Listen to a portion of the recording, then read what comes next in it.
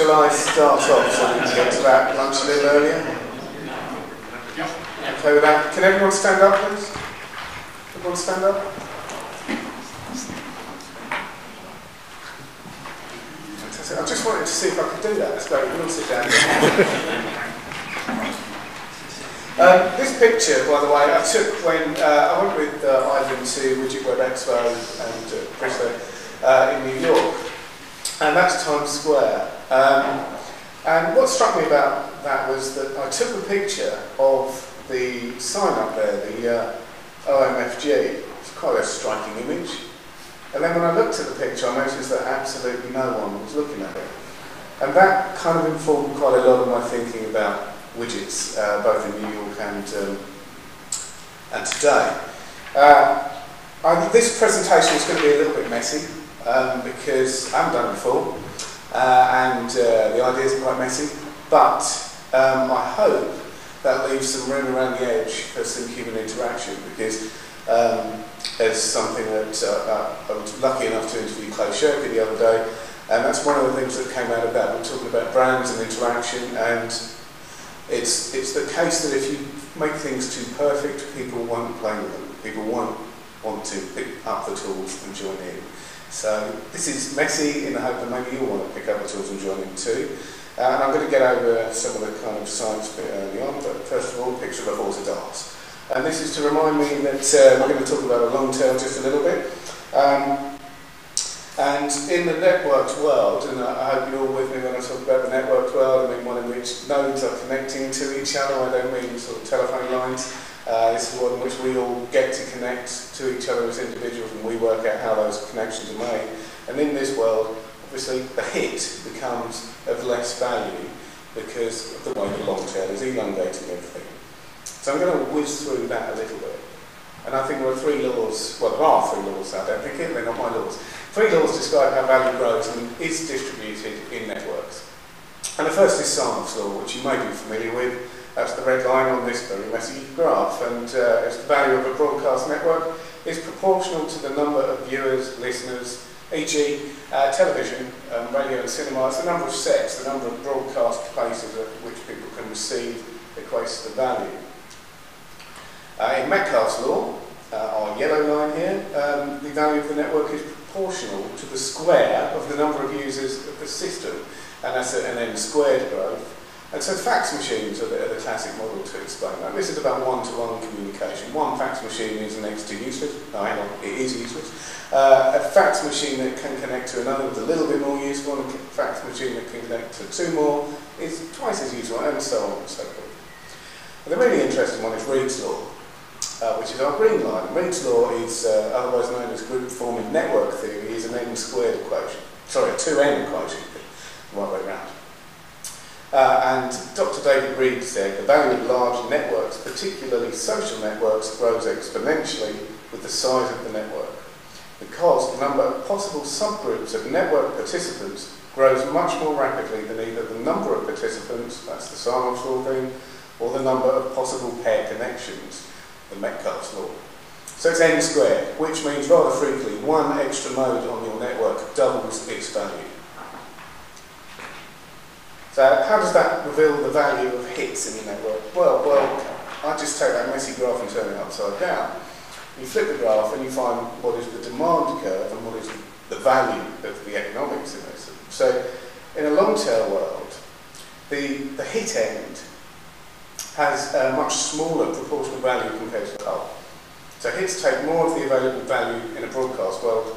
Little shaded area shows the difference. In the Sarnoff's broadcast world, hits are really important. They take up most of the economic value. In a long tail world, they take up much, much less of the value. So hits are still worth having, but less proportional value compared to the overall economics of the networked world. And in a broadcast world, the hit was where most of the value resided. But the opposite is true in the networked world. So seeking ways to create value in the long tail offers you the bigger opportunity. That's all by way of background, really. Word of caution, I've been doing some research in a number of markets and a number of specialist markets because what I've found is that the long tail is getting longer and longer and longer, much more fragmented. I've found in one particular market that I couldn't, this is an activity that in the UK is one of the most popular activities. I don't want to go into details, but it's a really popular activity, particularly among men, but I won't give you any more clues. And what I found is that globally, the biggest website for this has 20,000 unique users. Now, this is a thing in which millions and millions of people are involved with in the UK. Now, you can either argue that people who perform this particular activity don't communicate, which would make them the first group of humans in history to be like that, or there's fragmentation going on a massive scale. It's frightening fragmentation. And I think the question remains for those of us who want to reach into that long term. We have to work out ways to go along that journey with them, to be stretched out among the long tail with them, to understand how messages and ideas and conversations evolve in this networked world, I think is the key to doing that.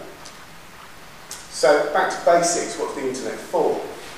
I think the internet is for people, and it's for people who form groups. That's at its core what the internet is for. It's for people to connect to each other, usually around a purpose. And I talk about communities of purpose, people who want to do something together or solve a problem together. That's what the internet's for. Now, the really fascinating thing about it, the change that the internet's wrought, is that it's made it possible for people to form into those groups really, really cheaply. In fact, virtually no cost. And that makes a change to the media model. I think it changes everything. It changes everything from media to economics, to law, to politics, to education. But that's another story. The three key disruptions for us today is who gets to create content, who gets to distribute content, and who controls the user experience. I think the answers are pretty much any and everyone now. It's not in anyone's control. Even the user journey is now beyond our control. The user is their own destination now. They control their own A to anywhere journey. If you think about those guys in Times Square, they're going on their journey, they're not paying attention to the huge banners all around them. So if you're in the journey with them, you have more chance for them to pay attention to you. And one thing we know about these elongating long tails is that they're made up of lots and lots and lots of communities of purpose, lots of small groups of people, and you cannot possibly target them all. But they can. And here's how. I've got this little slide deck that will just demonstrate quite graphically, I think, the distinction between the old way in which you could, for example, get a message to an audience and the way in which the audience gets that message now. And so that was the point of me getting you to stand up. If you wouldn't mind, would you all stand up again? See, I've got one. Okay. Because what I want you to do, I want you to all talk to each other for a moment. And it's difficult while you're sat down because you're in rows. So if you can stand up and find a group of 3 or 4 people, and then ideally I'd like it to be 3 or 4 people, if you can, and have a conversation with them. And if you can find people you're mostly interested in to talk to, please do that too. So, please join me.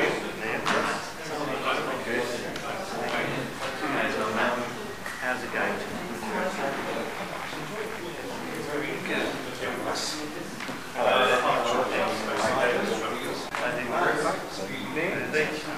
Hello!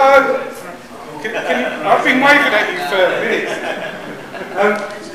Could you all take the seat again? No, we don't want you to finish now, David. I think we might take the point.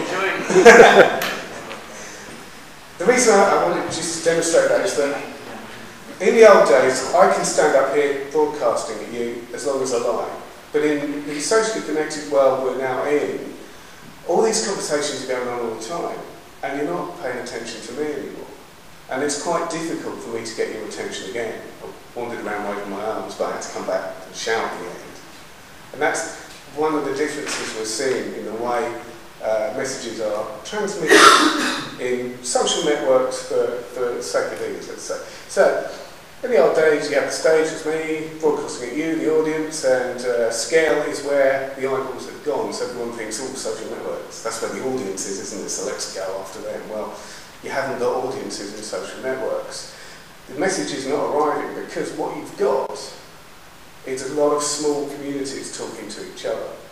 So scale actually equals lots of communities of purpose, and that's where the eyeballs are focused. They're talking to each other, they're not listening to the guy on the stage. Okay, so they share the messages among their own groups, and they adapt those messages to suit their groups, and they make their messages theirs. So I think we share what we think is cool with other people who we think will think it's cool too. And the simplest illustration for me of that is a joke. Because if I stand up here and tell you a joke, well, you might find it funny, but first of all, I don't know enough about you to know whether you're going to get this joke. I don't know where the boundaries are in telling this joke. But if I have a relationship with you, if I know enough about you to tell you a gag, first of all, the chances are you're going to find it funny because I've already filtered for it. Second of all, you're likely to find it funny and want to pass it on to someone else. You want to share it with someone else, but you will reform it because each time these communities of purpose reform in an ad hoc way. They should move on to the next purpose they want to discuss. Okay, so when you've gone from this room and you want to retell that joke, you'll tell that with another group of people who you know enough about to be able to get away with telling that joke in a particular way. You will have changed it. And they will, if you've done a good job on it, they'll find it funny too. And they'll take that message and shape it and pass it on. So I think users select what they think is cool has utility to them to take on their journey. So they're reforming into another ad hoc group. And the guy on the edge of the group gets the joke and passes it on. So the participants are adapting the message to suit the group they wish to share it with. And the people best placed to adapt the message are in the group, not on the stage. And so it continues, the message evolves or it dies out. But we share what we think is cool. And that which we are involved in the co-creation of, we embrace. We are more likely to pass on. You will tell the joke because you've made it your own. Okay, so it spreads like this. They aren't your groups, remember that.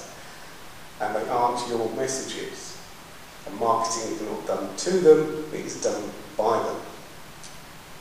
Okay, so I was going to talk about the 8th mass media. So first of all, 7 original ones. The first 7 mass medias are print, audio, cinema, radio, TV, internet, and latterly mobile.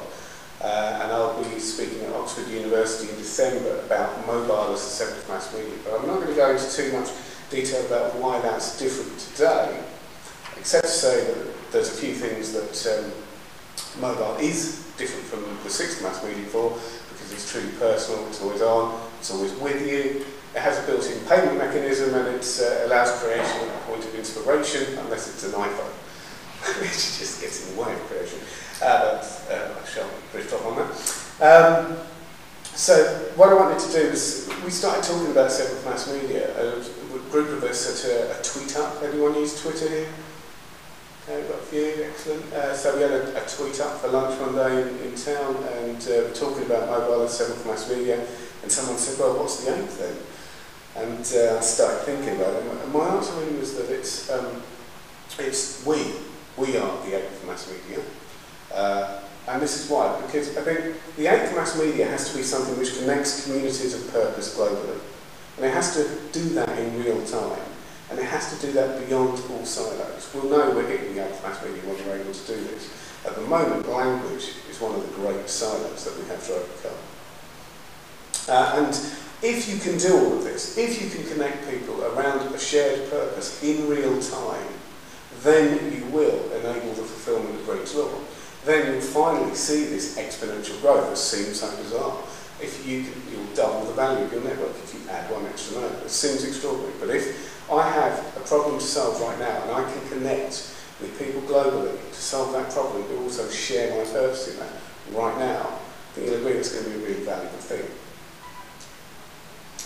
So in the 8th mass media, well, we know participatory culture is leading us towards that. More people get involved with doing, creating, sharing of themselves, becoming distribution channels.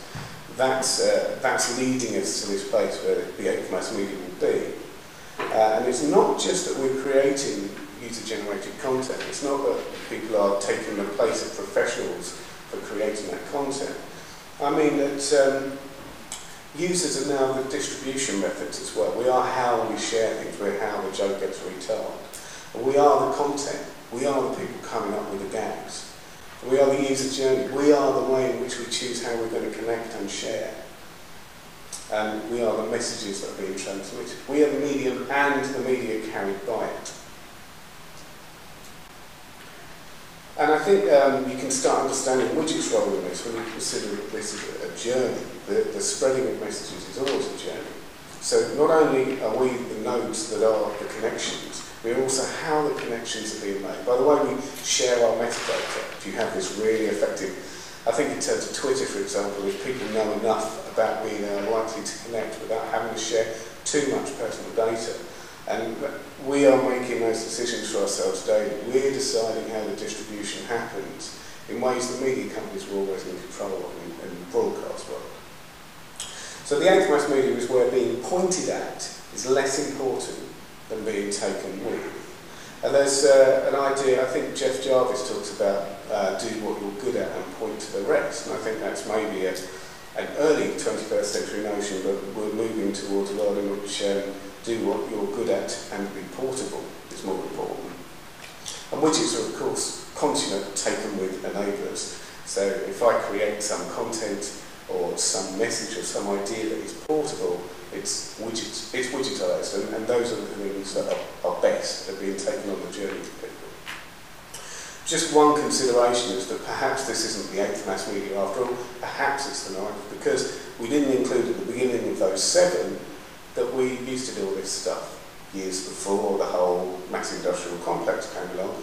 We used to talk to each other in the village setting that Chris was talking about this morning.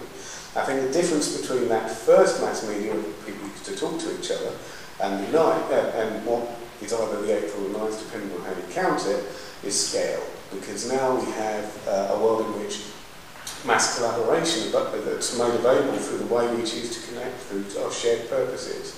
We can now create organisations of mass collaboration that are larger than any of the biggest hierarchical organisations on Earth.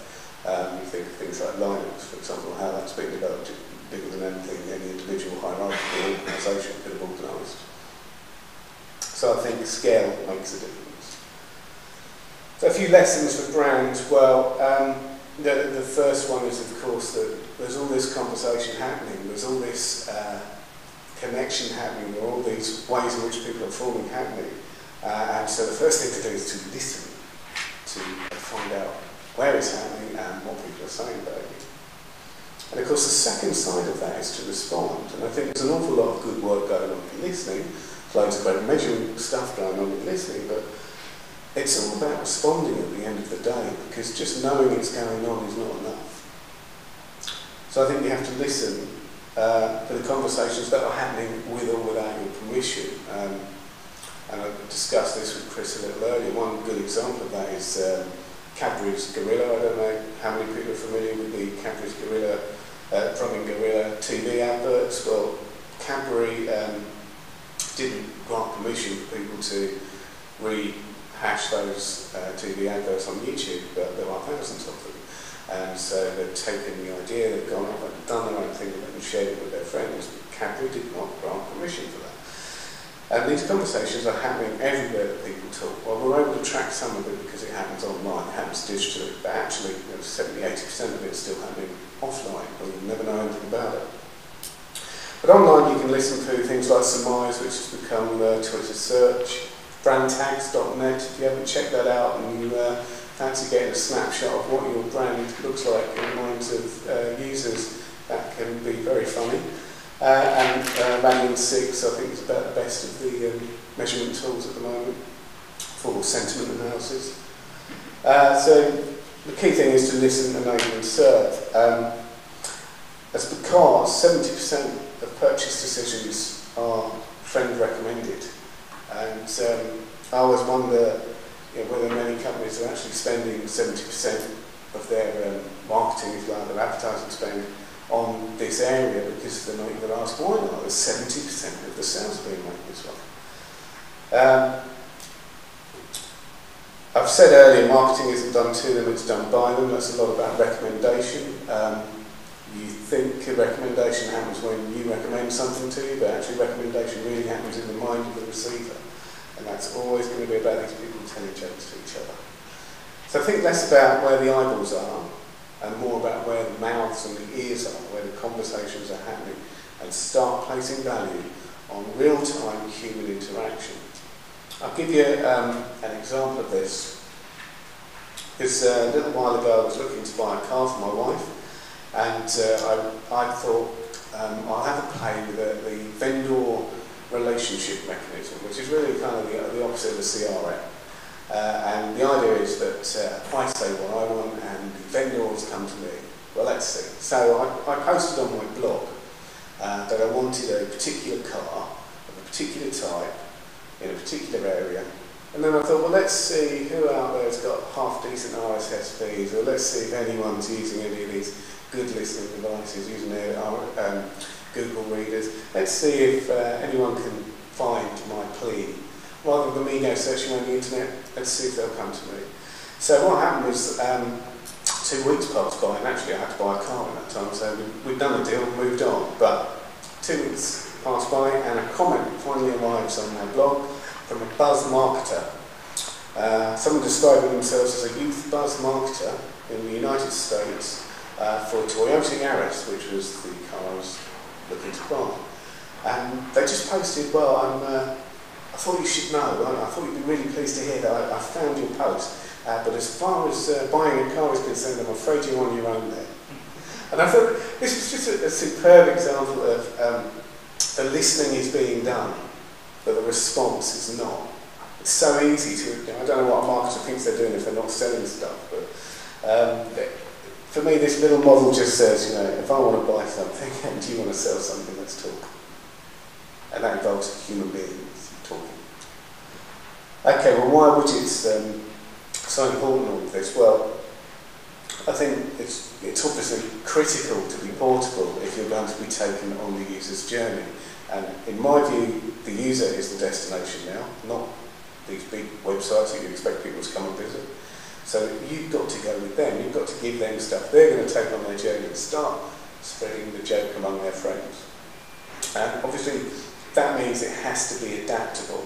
And widgets, the best widgets are adaptable. You can personalise them, you can retell the joke. And adoptable means that I can associate myself with your brand if I choose to, or your organisation. So, I think there's a good example of a company called, is it GoFresh in mobile? They do a neat mobile social network. And on that social network, users create all the content, of course, but the users get to choose whether an advert is placed on their content or not. That's all. They don't get paid any money, they just get to choose whether an advert is placed on their content, and that's how that's all right. But actually it works really well because kids want to be associated with particular brands, and they want to say, this is part of my story, this is what I'm about, and this is part of the badging that we talked about earlier today that widgets can provide for people. They can say, I'm into this, and by displaying some widgets, I'm telling you something about me personally. The low technical barriers thing I think is important because it's not only make it easy for people to do stuff, but just make it easy. It's overwhelming how complicated technology can be. I have friends who won't even consider learning how to use a sat-nav because it's an hour of their life they cannot be bothered with. And I think those of us in technology sometimes kind of fool ourselves that we're making things user-friendly, when actually there's a big leap to be made in making things genuinely user-friendly as people would expect. Try to be as user-friendly as a bicycle, I think, is kind of somewhere to aim for. Widgets are becoming ubiquitous, and that's really, really important. You know, what was it? Google's got 6 billion page views, I think we heard this morning, per month of their widgets, and that's probably low compared to things like Google AdSense or YouTube. Widgets are just becoming something that are part of our everyday lives. And as Clay Shirky says, you know, when the technology becomes boring, then the change can become interesting. And so when we're not really blown away by the fact that we can play with widgets, then it will become really interesting. One thing I want to throw into the mix is, and something I think widgets do quite well, is they enable this behaviour emulation. And I think one of the great promises of digital has been that we think we can understand exactly what people want from learning all their profile information, gathering all this data about them, taking off the top of their heads and going, oh, right, we know exactly what you want, what you're going to do next. Well, the fact is we're post-rational creatures, so we don't actually know what we want or what we're going to do next. We're going to copy the monkey next to us, generally. That's why we're all sitting in lines right now wearing approximately the same kind of clothing. We copy the monkey next to us over and over again. Behaviour emulation is the real way in which behaviour gets changed. And widgets, by simply, if you see, I've got X widget on my blog, and you think that might be interesting, and you think something of me, then you might copy it too. It's a really powerful driver. And widgets do that in ways that most traditional advertising and message communication means cannot capture. I think widgets work at their best when you allow users to adapt them to better suit those they would share them with, just like our joke. And the YouTube one, the gorilla from Cadbury's is a great example of that, because you have no permission at all involved, but people are just taking that and playing with it and passing it on to their friends because they're making it funny to their group of people. They're obviously great when you lower the technical barriers. I mentioned that just now, but a good example of that for me was last Christmas, or the one before, I've lost track. Pampers, in the US at least, did this campaign where they played Silent Night, and they had pictures of babies sleeping, which was all very lovely. And online you could go and insert images by a really easy drag and drop interface of your own children, and then guess what, you might want to pass that on to Nanny, and you might want to pass it on to Auntie, and they might find the same thing and go, actually, I can put my own kids in and pass it on, etc. Really low technical barrier, particularly with video. Video is nasty, complicated things for most people, but just adding some really simple interaction makes it something that more likely to pass on. Widgets require this really key one, is that willingness to relinquish control. So we've got toolkits that users can play with. We can build them till the cows come home, and we've got bags of creative users. But have we got a willingness to relinquish control? I think that's the critical one for anyone wanting that joke to get shared. You've got to let people retell it the way they want to retell it. I do think that going on this journey for any brand, company, organisation, thinking through the processes here and taking part in them is a way in which they can culturally change to fit better the network world that's emerging. So I think listening to and responding to the network requires and drives cultural change within your brand, because it raises and answers questions about ownership and control to make your brand better adapted to the network's world. And in that respect, it's a nice, safe way of having a future. Because you get to learn on the journey, and you get to change to be the kind of business that people want to interact with along that journey too. I don't know how we're doing for time, Ivan, but I'm nearly wrapped, so it will be a relatively early lunch unless people have a million questions. But I did want to end up with this idea.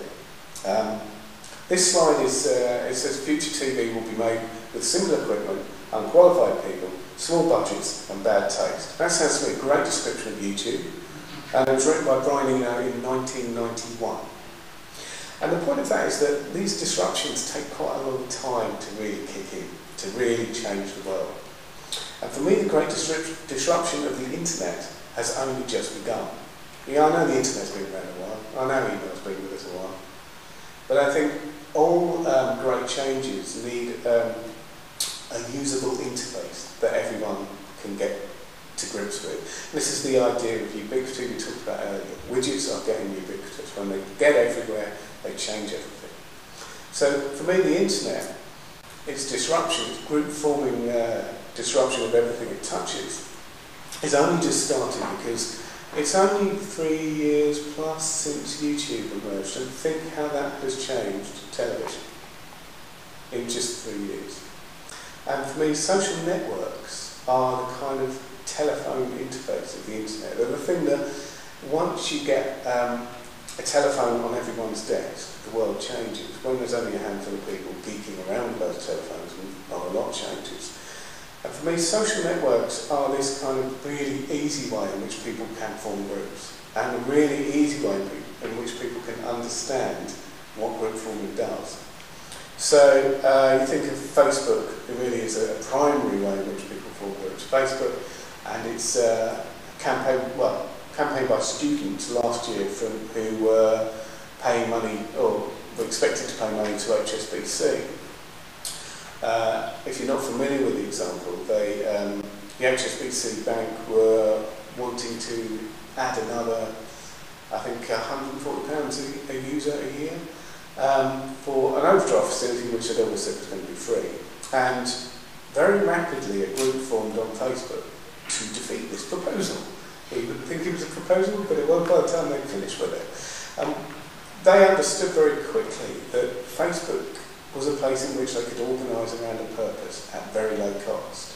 So all these students who were now, these were people who'd left university, could no longer get together physically to organise to make change. They've done it online, done it on the internet. Now this kind of, the social networks that make this group forming phenomena of the internet really clear to people have only really been kicking around for 3-4 years. I think it was 2-3 years ago, maybe 2 years ago at MySpace, 2005, sorry, 3 years. MySpace clocked more page impressions than Google. I think in the last year we've seen a 50% take-up rate of internet users on Facebook among some categories in the States. So we're actually still quite early days with social networks. Not everyone is on them yet. Not everyone has understood how they can group form through them yet. But we're getting close. We're not far away from the point at which everyone, your mother included, will be able to do this stuff. And then that will change everything. That's pretty much all I have to say today. I'm very open to questions. And unless you want to get straight to your lunch, I'll answer a few. No? So. I've heard the notion being used that people don't call it mass media, but my media.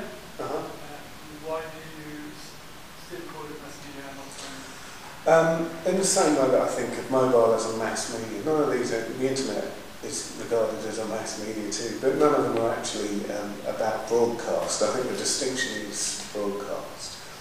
So we got up to the fifth mass media where they were broadcast, and now we're into interactive medias. And the real distinction, I think, of the eighth is simply that we become both the distribution, so we are taking control of broadcasting, if you like, we're broadcasting to each other, and also we are the connections and the way those connections are made. I think is an important distinction. Whether you call it mass, mine, we, us, I don't really mind.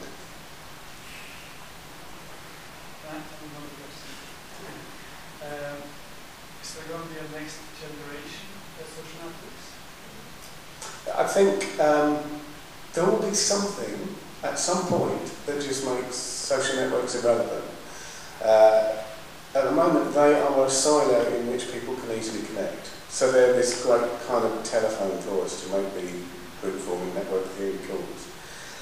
There'll come a point where we don't need them anymore. There'll come a point where simply sharing our metadata somehow will mean we can be picked up by, connect with other people's metadata in real time so we can connect around the purpose. Then the whole kind of reason for being in social networks disappears quite rapidly and you just see it as a scrapbook.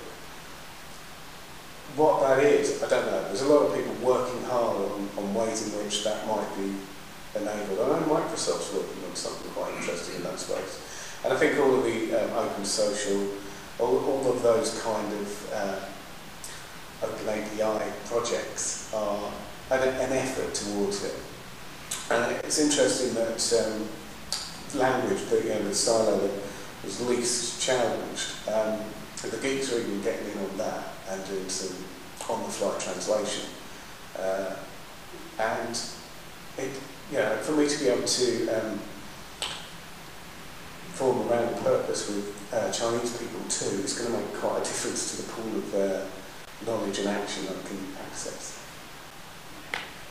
So you're using internet as a web. That's the way I understand the point of internet.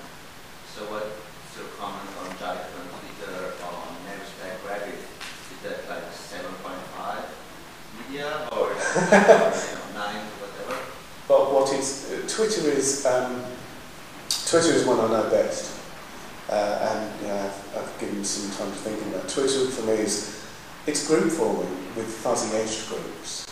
And it is getting towards 8 because it takes away a lot of the silo stuff. It means that I don't have to I think Facebook, I guess to MySpace as well, are built around a lot of private data. And so they're fundamentally going to prevent this fuzzy, easy connection with people who don't know you need to know. Whereas things like Twitter, I can get introduced to other people I didn't know I needed to know quite easily through following the conversations and without sharing too much data. So I think Twitter for me is the best example so far, but it's still silent. You've got to be in Twitter to play in this game. Yeah? So you can't, and it gets really confusing when you throw in friend feed, and I don't know where the conversation was meant to start, continue, or be continued. If you can imagine a global hot desk, in the way, if you move around, you talk to people around you, you learn something from them and they learn something from you. If you could do that globally in real time, then you'd be getting where the A-class media is going to take us. It's beyond the silos. Thanks very much.